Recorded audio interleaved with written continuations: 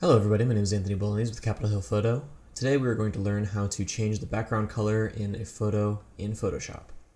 Before anything, I'm going to make a copy of the background. So using Command J or Control J with a PC, make a copy of the background. Then you can use this layer for the next step. First thing you're going to want to do is select the background and not the subject. There's a couple different ways you can do that. First of all, you can select Color Range in the Select menu. Then you can click the background color and then hold Shift down and then select all the variations of the color. Your goal is to make sure that in the selection preview under Quick Mask you can see the entire outline of the subject. The entire background is white, the entire subject is black. So if you see a little bit of haze right there, and on the Quick Mask screen you can hold down Shift, click the color, and you'll see a little bit more.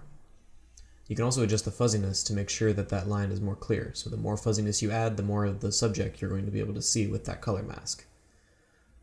So you'll bring it all the way down and kind of find that happy medium where the entire background is selected and the entire subject is obscured. Then you'll hit OK, and then bam, everything is selected, even the little sliver right here. Another way to select the entire background is to choose the Quick Selection tool and simply drag all the way across it. This is very helpful for subjects that have a lot of definition between them and the background color.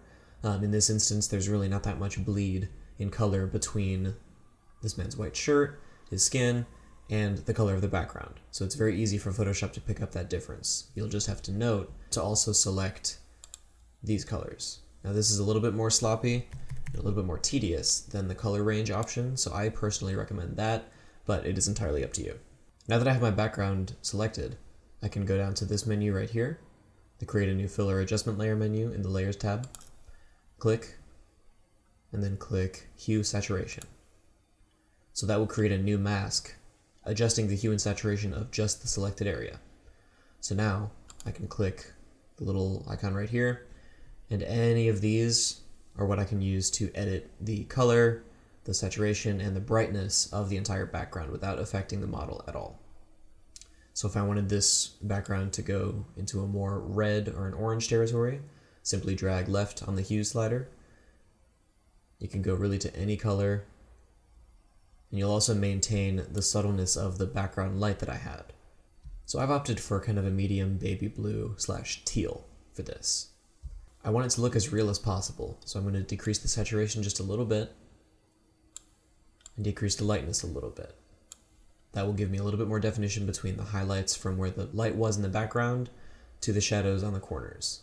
One thing you'll have to be aware of while doing this is that the further down you go in lightness, or really any other variable, the more you're going to be able to see those kind of lines of compression.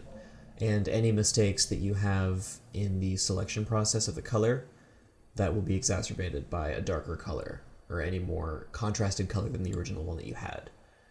So the lighter you're able to go, the less you'll be able to see those slight mistakes. And if you do happen to have one of these mistakes, you can just click on the outline of the hue saturation layer right here, click your eraser brush, and simply clean up that line. This is a rather rudimentary cleanup of that line, but just for the sake of example, you can see this is how you would fix that. If it ends up happening across the entire subject and none of the lines are clear, it may be worth it to start over. Otherwise, you can double click this and then adjust your feather. So if you want your selection to be a little bit more obscured or a little bit more tight, you can adjust the feather, shift the edge further in or out, and there you have it. You've changed the background from yellow to blue. If you found this tutorial useful, drop a comment and let me know what you'd like to see me do next. Thanks for watching and see you again soon.